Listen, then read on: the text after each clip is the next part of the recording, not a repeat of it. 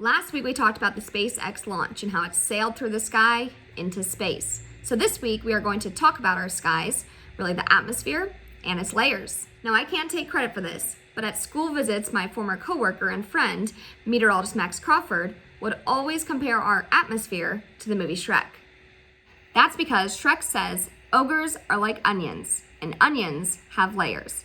Well, the atmosphere is the same way. It has 5 main layers and is actually very thin, like a layer of skin on an onion.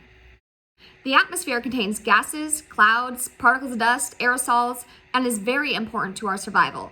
It absorbs the energy we need, reflects the extra back into space, and provides a layer of protection against the harmful elements of incoming radiation.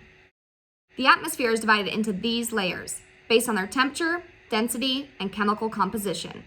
We'll start with the troposphere, which is closest to Earth's surface. This is the most dense part of Earth's atmosphere and arguably the most important layer for all us humans. The troposphere is the layer we all live in and also the layer that supports all other forms of life.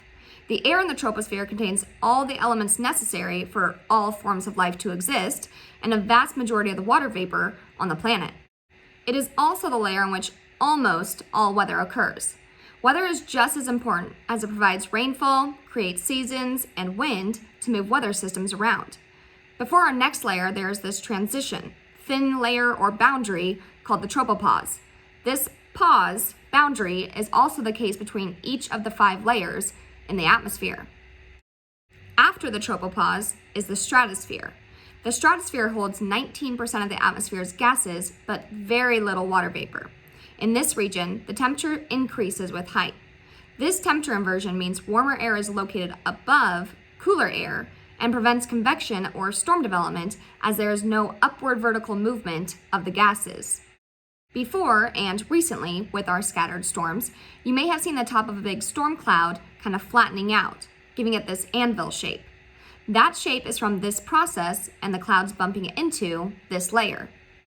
In the stratosphere, heat is produced in the process of the formation of ozone and contains the biggest concentration of ozone of all the layers. This protects the Earth from harmful ultraviolet rays from the sun.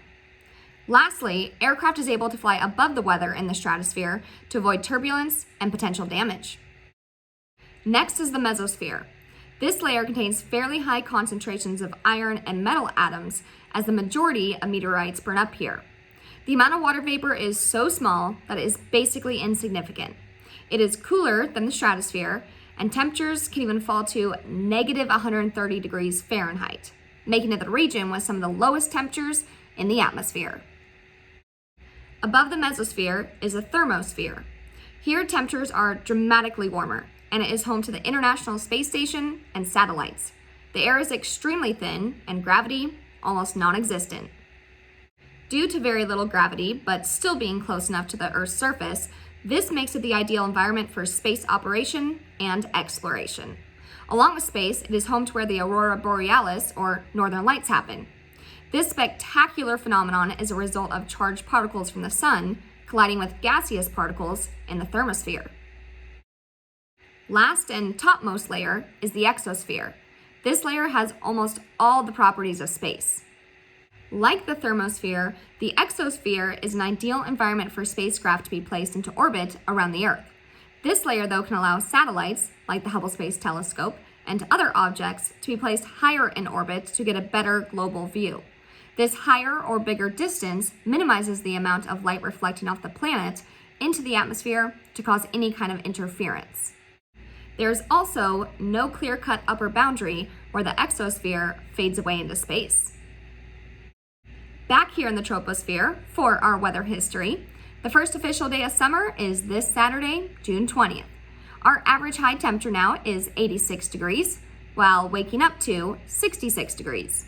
Record temperatures for the day includes a high of 100 from 1924 and a low of 53 set back in 1959. For your 7-day forecast, rounds of rain with isolated storms continue into Saturday.